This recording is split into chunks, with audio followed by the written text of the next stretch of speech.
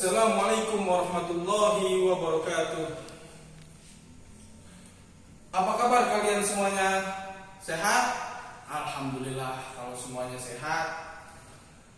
Oke, sebelum kita memulai pelajaran hari ini, alangkah baiknya kursi, meja, dan sampah-sampah yang ada di sekitarnya mohon dirapikan agar terwujudnya pembelajaran yang nyaman dan terkondisikan. Oke, ayo teman-teman semuanya, harap sampah-sampah, meja dan kursi dirapikan agar terciptanya tempat yang nyaman untuk kita belajar. Oke semuanya, sudah? Sudah. Oke, sebelum kita memulai pelajaran hari ini, alangkah baiknya kita berdoa terlebih dahulu. Semuanya ikuti saya. Rodina billahi robba wa bil islami dina wa bi muhammadin nabiyya wa rasula wa bil qur'ani imama wa bil ka'bati qiblata wa bil muslimina wal muslimati ikhwana. Allahumma sahhil lana umurana bihifdzid durus wa fahmid durus wa fit ta'allumina. Shadaqallahul azim. Oke. Sebelum itu saya sedikit menanyakan tentang pelajaran-pelajaran yang kemarin. Apakah masih ada dari antara teman-teman semua ada yang mengingatnya? Ya, di Sohibul Jawiyah atau teman yang di pojok, ada ingat? Ya, benar. Kisah para nabi dan rasul. Ada berapa sih jumlah jumlah nabi dan rasul? Ada 25, ya benar. Tapi apakah kalian tahu semuanya?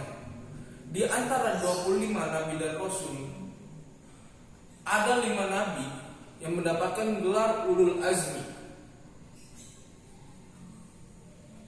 Apa sih itu ulul azmi? Ya, kita hari ini akan membahas ulul azmi. Oke? Ulul azmi.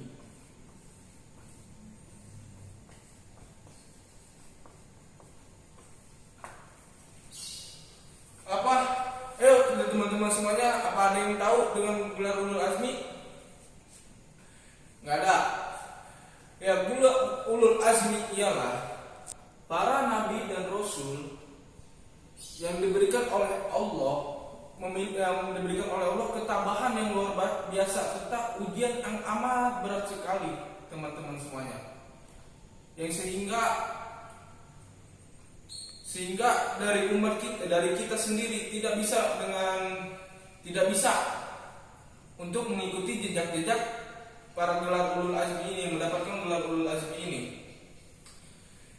Siapa sih yang mendapatkan gelar ulul azmi? Yang pertama, ada yang tahu nabi siapa? Ayo teman-teman semua, ada yang tahu? Tidak ada. Yang pertama yang mendapatkan gelar adalah Nabi Nuh.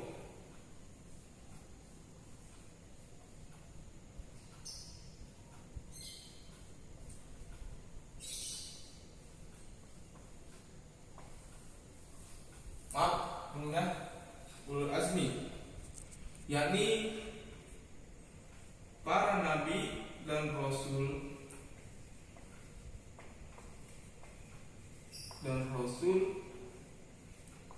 apa sebutkan yang sobat yang kanan, teman yang kanan, apa dari arti ulul azmi?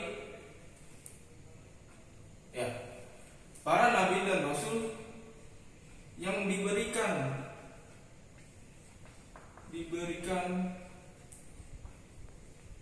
ketabahan yang luar biasa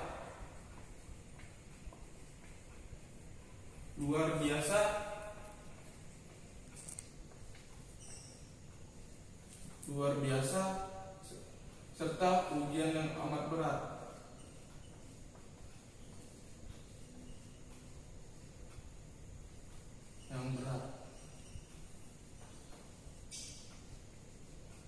Ya, nih. Ya. Kenapa Nabi Nuh bisa mendapatkan gelar ulul azmi, teman-teman semuanya? Dikarenakan dulu pada masa zaman Nabi Nuh, pada masa Nabi Nuh hidup, beliau berdakwah selama 200 tahun lamanya, hanya mendapatkan 4 pengikut saja.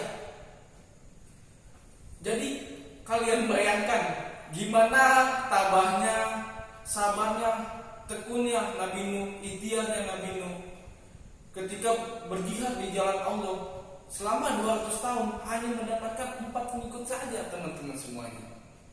Coba kalian bayangkan. Kalau kalian aja nunggu 4 jam aja pelajarannya aja kalian gumok, ya kan?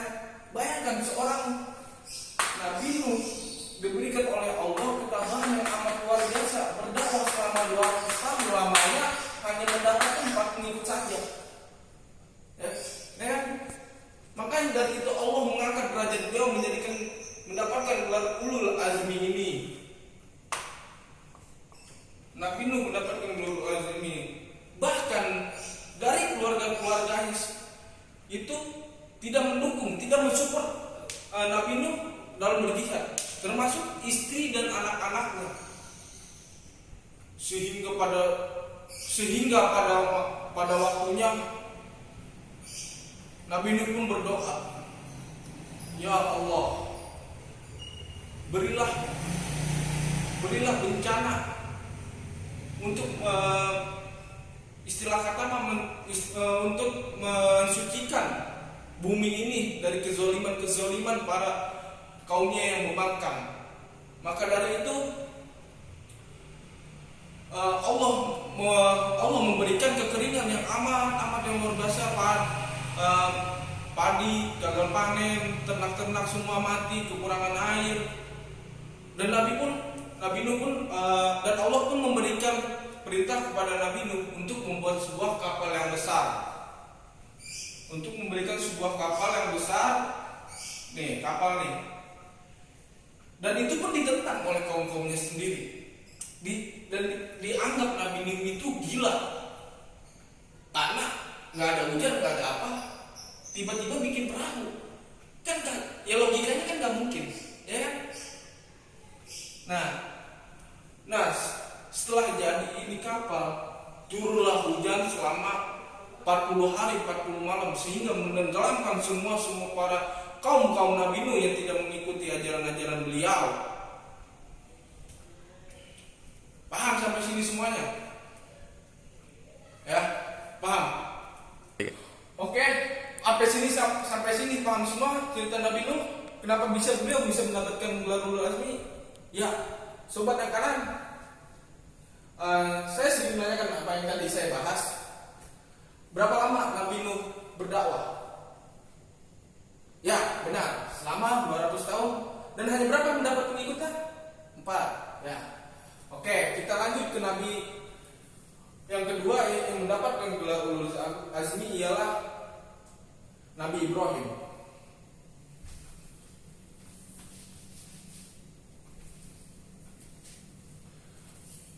Setelah zaman Nabi Nuh, turunlah kepada Nabi Ibrahim.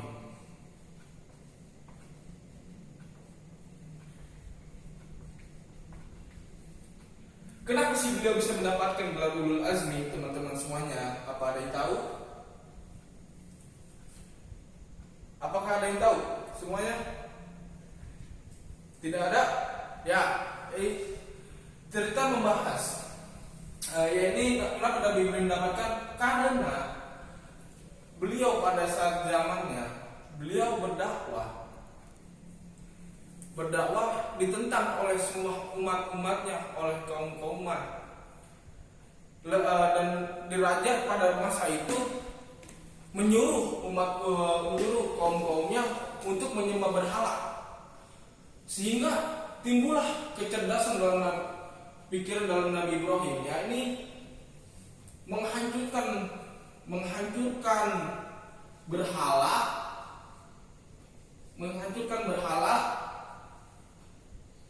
kemudian kampaknya diberikan kepada berhala, ini ceritanya patung nih, ini ceritanya patung. Kepada berhala dikalungkan ke berhala yang sebelahnya. Nih, ini di Ka'bah. Dan orang-orang dan kaumnya pun menuduh Nabi Ibrahim yang telah melakukannya. Kemudian apa yang diberikan, apa yang dijawab oleh Nabi Ibrahim? Kenapa kalian tidak menuduh patung ini yang menghancurkan patung-patung yang kecil sehingga kalian menuduh pada saya? Secara logikanya aja, patung mana mungkin bisa gerak? Dan dibalikan kembali kepada Nabi Ibrahim dengan kecerdasannya, yaitu kapaknya dikalungkan pada patung-patung yang besar. Kemudian raja pun murka. Dipanggillah Nabi Ibrahim ke tengah-tengah kerajaan. Kemudian menyuruh para ajudan-ajudannya untuk membuat kobaran api yang besar, yaitu seperti api unggun. Kemudian ditaruhlah Nabi Ibrahim. Kemudian Nabi Ibrahim pun berdoa, ya Allah, dinginkanlah api ini. Dan dapatlah suatu mukjizat Nabi Ibrahim saat dibakar. Ini api yang menyala. Kemudian dapatlah Nabi Ibrahim suatu mukjizat. Didinginkanlah ini api yang selama 40 hari lamanya dibakar Nabi Ibrahim, tapi tidak ada satupun tubuh yang terbakar. Dan beliau pun merasakan kedinginan, bukan kepanasan. Ya kalau kita orang-orang awam, orang-orang yang kita yang penuh dosa dibakar hidup-hidup, ya mana? Jadi tinggal tengkorak doang, ya kan? Ini istimewanya Nabi Ibrahim, dibakar tapi cuma merasakan kedinginan. Dan setelah itu beliau kan menikah. Dan Allah menyuruh Nabi Ibrahim untuk menyembelih anaknya. Kalian bayangkan orang tua mana yang tega untuk menyembelih anaknya sendiri? Ya kan? Yaitu Nabi Ismail. Ya kan? Logikanya mana ada orang tua yang tega menyembahkan, mengkurbankan anaknya sendiri untuk Allah Subhanahu Wa Taala. Kemudian demi amanahnya yang diberikan oleh Allah, Nabi Ibrahim pun menyembahkannya atau mengkurbankannya, sehingga sekarang disebut dengan Idul Adha atau Hari Raya Kurban. Itulah asal muasalnya. Nah, setelah dikurbankan anaknya, Allah pun menggantikan jasad anaknya dengan seekor kambing. Jadi anaknya nggak jadi disembelih. Jadi diganti oleh unta atau kambing, gitulah istilah kata. Maka dari itu beliau berkecerdasan serta ketabahannya sehingga mendapatkan gelar Ulul Azmi.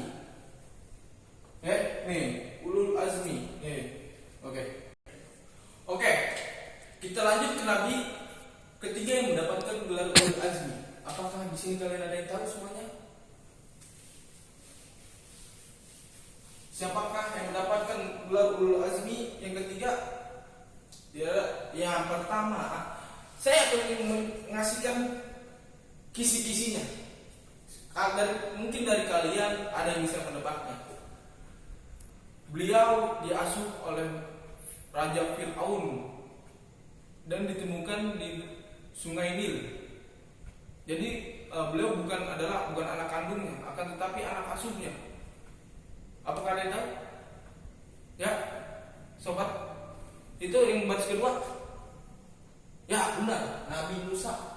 Ya, Nabi yang ketiga adalah yang mendapatkan gelar adalah Nabi Musa. Nabi Musa.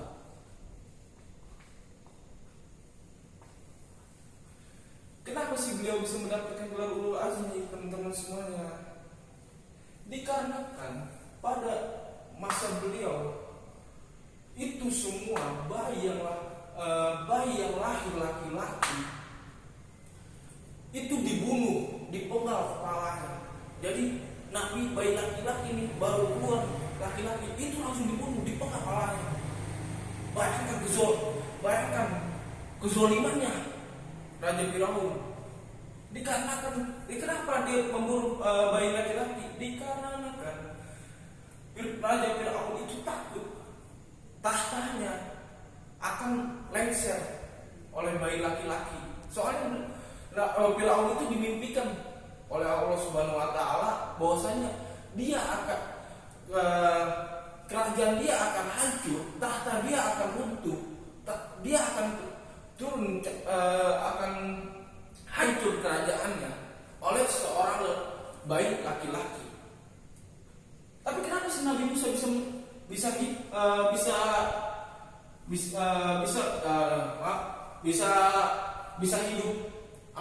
sampai bisa belum mendapatkan gelar nabi? Dikarenakan pada saat itu ada seorang ibu-ibu yang disuruh melahirkan sebuah laki-laki. Akan tetapi ini ditahan. Kan normalnya orang-orang kalau lahir itu 9 bulan, tapi ini beliau ditahan selama 12 bulan untuk ini mengatur waktu agar tidak jadi Nabi Musa ini tidak ketahuan oleh para pengikut Firaun itu. Nah, kemudian Allah pun menyuruh kepada ibu Nabi Musa untuk menghanyutkan anaknya ke sungai Nil, ya kan, ke sungai Nil. Nah, setelah itu istri Firaun pun meminta untuk suaminya Firaun ini untuk jalan-jalan, untuk bertamasya. Istilah kata kalau sekarang kayak ngedet gitu, untuk ngedet kayak gitu. Nah, kemudian diajaklah Firaun itu oleh istrinya ke pinggiran sungai Nil, ya. Nah, setelah itu muncullah Nabi Musa alaihissalam ini di dalam keranda, dihanyutkan dalam sungai Nil. Muncullah. Nah, Firaun pun mengambilnya dan ingin menebasnya, dan istri beliau pun menahannya. Dan mengatakan, apakah suami tidak merindukan seorang anak laki-laki yang bisa meneruskan tahtanya, menjadikan raja. Nah, luluh hatinya Firaun itu sehingga Nabi Musa ini bisa diasuh oleh Firaun. Nah, dari situ sudah tahu kan mukjizatnya ini, ya. Dan ada lagi mukjizat yang beliau dapatkan. Yang pertama, merubah tongkat menjadi ular untuk melawan para penyihir Firaun. Dan yang kedua ini yaitu membelah lautan. Oke? Mungkin kita akan lanjut. Iya. Dan nabi yang keempat, siapa sih dia? Siapakah dia? Ada yang tahu? Ya, saya akan sedikit mengasih kisi-kisi agar kalian tahu. Ya, maaf dengan ajaran-ajaran agama lain. Bukan saya mengedepankan ajaran agama saya, bukan karena ini Tuhan yang Tuhan dengan agama yang lain itu disalib. Tahu disalib ya seperti ini, disalib, ya kan? Nah, siapa yang tahu? Ada yang tahu? Ya, benar, Nabi Isa. Nabi Isa.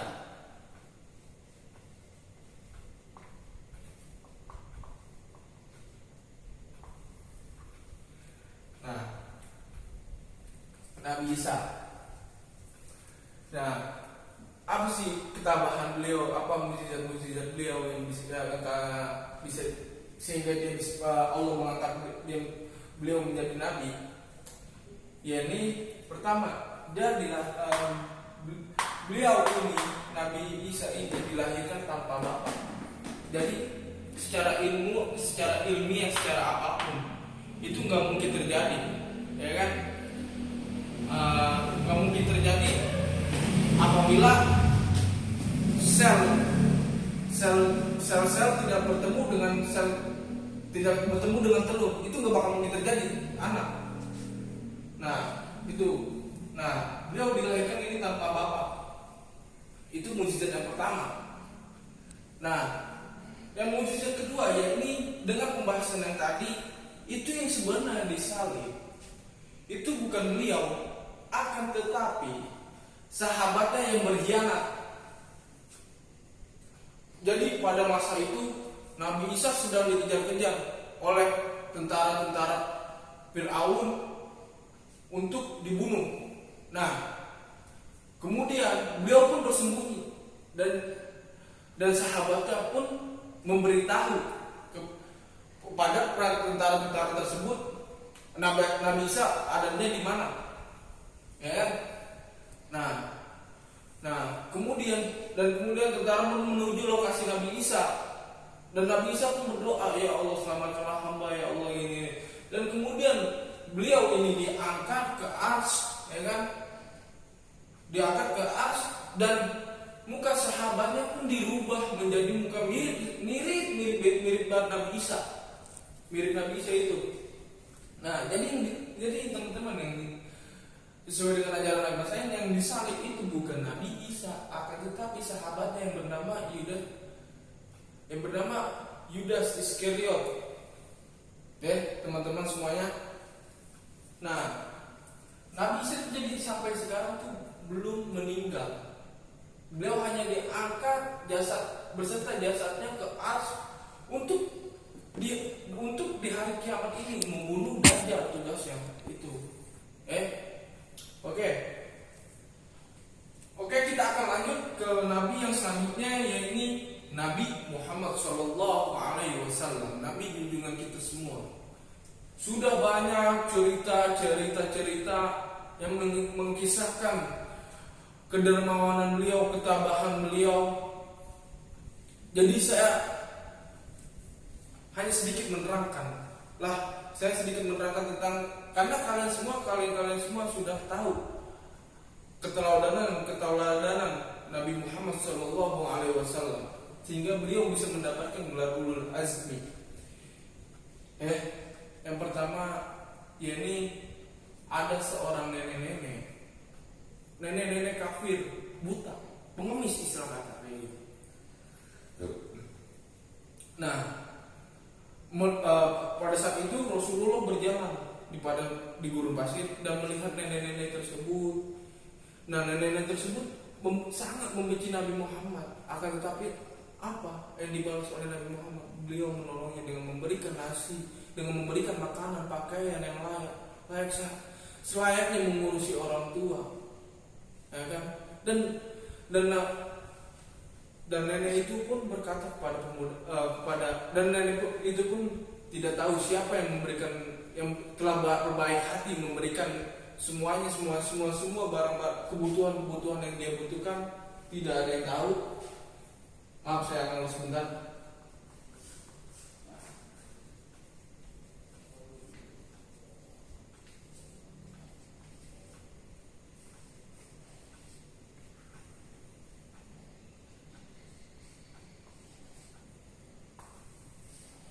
Nabi Muhammad SAW. Nah, kita lanjut. Tidak tahu siapa, dikarenakan dia buta, jadi tidak bisa melihat. Nah, dan pada suatu ketika nenek itu pun berkata, janganlah kau mendekati Muhammad. Sesungguhnya dia adalah orang yang zalim, pokoknya dijelek-jelekanlah Nabi Muhammad itu. Akan tetapi nenek tersebut tidak tahu siapa yang telah menolongnya, telah memberikan makan, telah memberikan pakaian. Nah, dan letaknya di situ ketabahan serta kebaikan Rasulullah SAW yang patut kita contoh.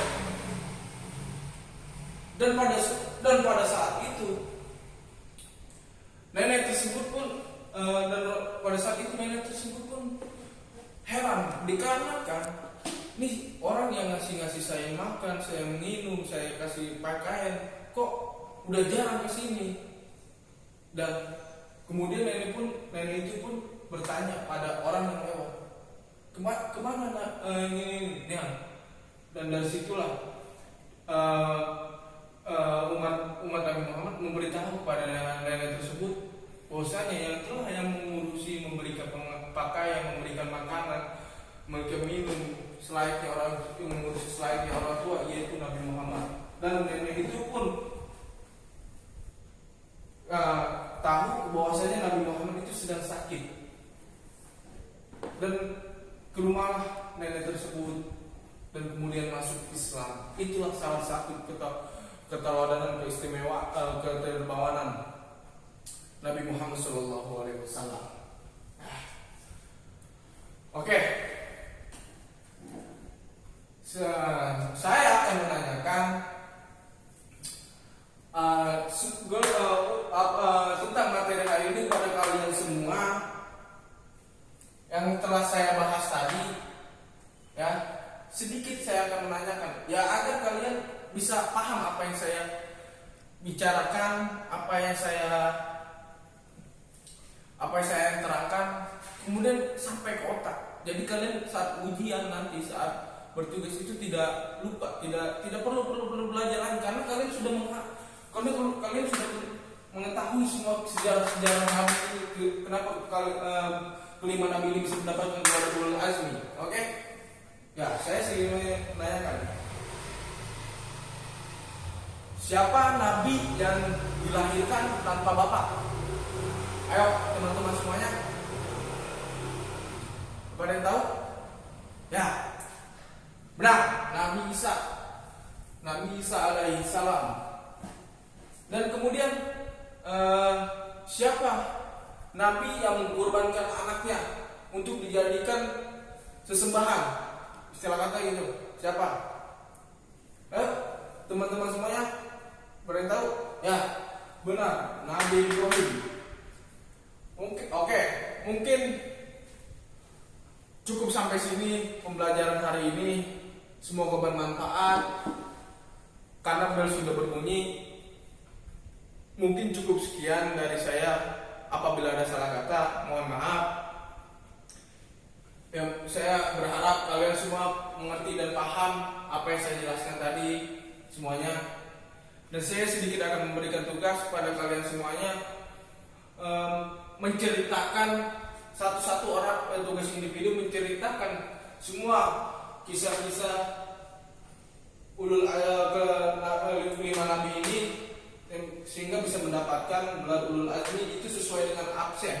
Ya, misalnya kayak absen 1 itu Nabi Nuh, absen 2 Nabi Ibrahim, dan absen 3 Nabi Musa, dan absen 4 Nabi Isa, dan yang kelima, absen kelima Nabi Muhammad SAW. Nah, saya berharap dari kalian semua membuatkan storytelling tentang kisah-kisah ulul azmi ini. Ya, mungkin cukup sekian dari saya.